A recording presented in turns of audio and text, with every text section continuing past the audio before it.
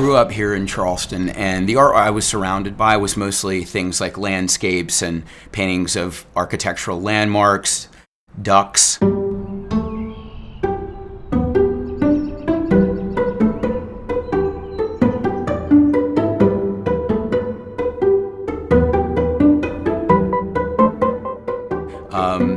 There wasn't a lot of progressive contemporary art, and the Halsey is a great place because it is showing an alternative to what the cliches of Charleston art are.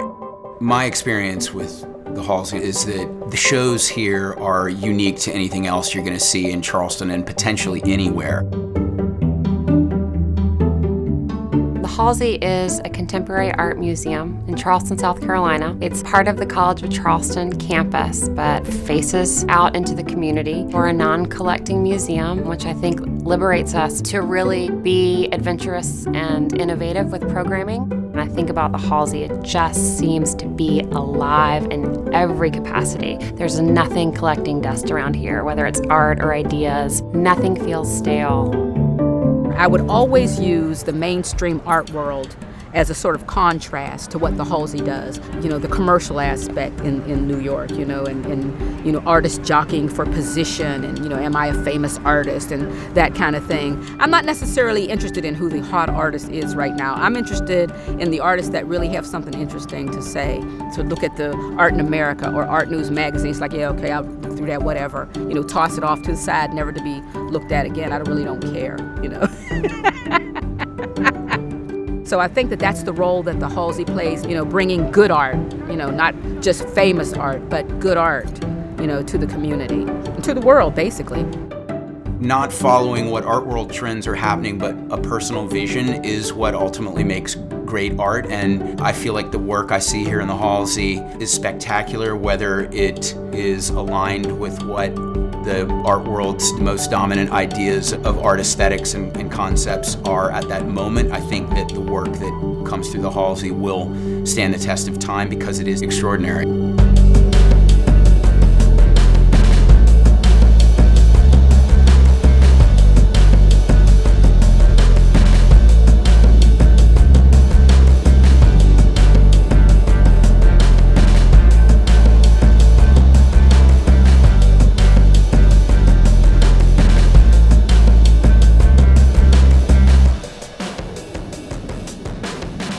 The Halsey's mission is really to demystify the art experience. It's really about accessibility.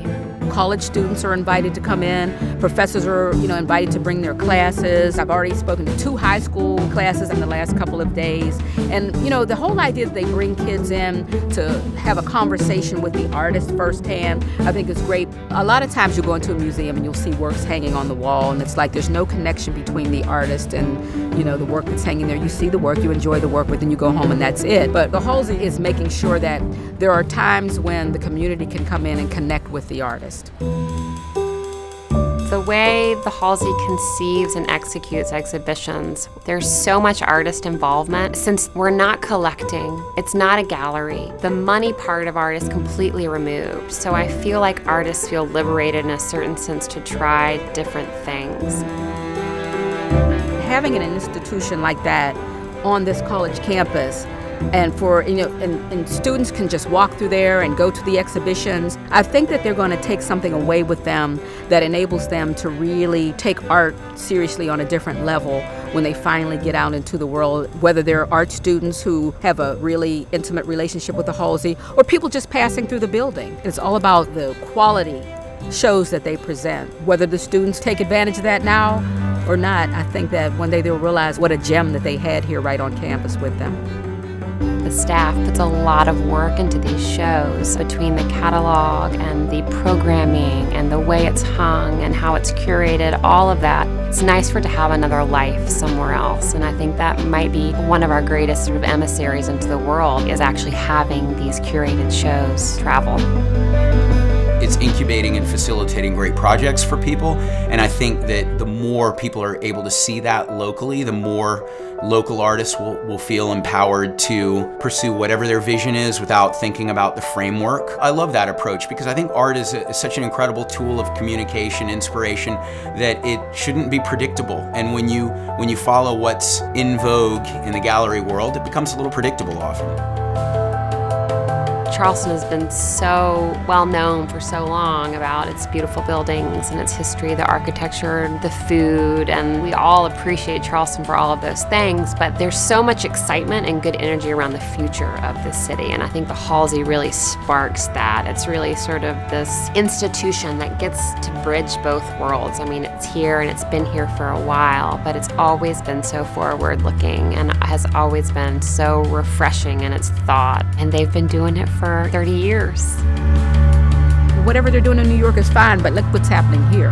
The Halsey contributes to that funky, interesting dynamic that I'm discovering in this city.